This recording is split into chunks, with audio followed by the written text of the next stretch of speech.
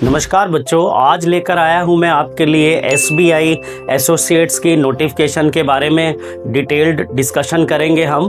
तो ये जो भी बैंकिंग के एस्पायरेंट्स हैं उनके लिए एक बहुत ही सुनहरा अवसर है और आने वाले 3-4 मंथ में जॉब प्राप्त करने का।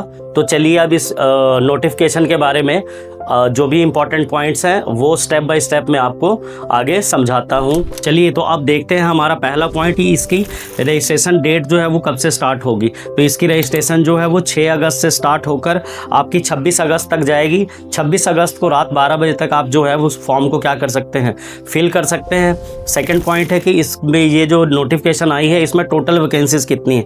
तो इसमें टोटल 5180 वैकेंसीज़ हैं और अगर बैकलॉग की वैकेंसीज़ भी इसमें बाद में जुड़ती हैं तो ये बढ़कर 6 से 7 हज़ार तक भी जा सकती हैं। अब बात करते हैं एज की। तो इसके लिए जो मिनिमम एज क्राइटेरिया उन्होंने रखा है वो है कि पर्सन की एज जो है वो 20 साल पूरी होनी चाहिए और मैक्सिमम जो है वो 28 साल की उसकी एज होनी चाहिए। जो उसके लिए उन्होंने डेट बताई है लास्ट वो दी है कि जो भी कैंडिडेट है वो 1/4/2025 तक वो इस क्राइटेरिया के बीच में आना चाहिए। ठीक है। अब इसके बाद जो इसेंशियल क्वालिफिकेशन है वो क्या है कि पर्सन जो है इस डेट तक प्रॉपर क्या होना चाहिए, ग्रेजुएट होना चाहिए। पहली बार ऐसा हुआ है कि एसबीआई ने ये बोला है कि जो लास्ट डेट है अब हमारा जब तक उनका ये रिक्रूटमेंट का प्रोसेस चलेगा तो वो ख़त्म होगा आपका दिसंबर मंथ तक। तो आप जो भी फ्रेश ग्रेजुएट्स हैं वो भी अप्लाई कर सकते हैं। बस एक ही शर्त है कि उनके पास 30/12/2025 तक ग्रेजुएशन की जो डिग्री है वो उनके हाथ में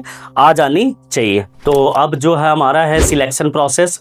तो जैसे आप सभी को पता है कि जो बैंक के एग्ज़ाम होते हैं उसमें पहला फेज़ जो होता है वो प्रीलिम एग्ज़ाम्स का होता है। तो प्रीलिम एग्ज़ाम्स में आपको इंग्लिश जो है उसके देखने को मिलेंगे 30 क्वेश्चन, मैथ्स के मिलेंगे 35 क्वेश्चन, रीजनिंग के मिलेंगे 35 क्वेश्चंस और ये जितने जितने क्वेश्चंस होंगे उतने ही इनके मार्क्स होंगे। इंग्लिश भी 30 मार्क्स की होगी, रीजनिंग 35 की, मैथ्स 35 का और आपको पूरा 1 घंटे का समय मिलेगा जिसमें आपको हर एक सेक्शन में सिर्फ 20-20 मिनट का टाइम जो है वो लगाना पड़ेगा, क्योंकि स्क्रीन के ऊपर ऑटोमेटिक जो भी सेक्शन खुलता है उसमें 20 मिनट का ही क्या मिलता है, आपको समय मिलता है प्रीलिम एग्ज़ाम्स में। अगर आप प्रीलिम एग्ज़ाम क्लियर करते हैं उसके बाद आपने मेंस देना होता है।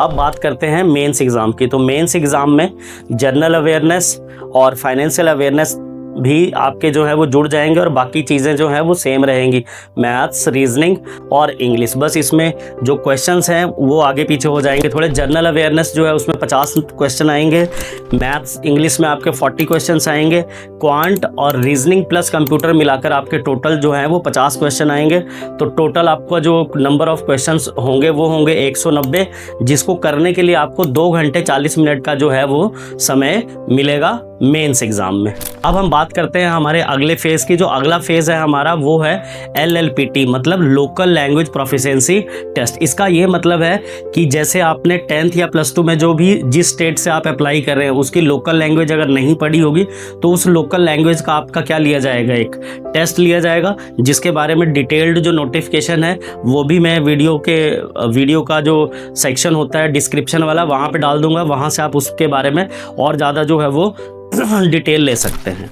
तो ये थी एसबीआई की डिटेल्ड नोटिफिकेशन जिसके बारे में मैंने आपको बता दिया।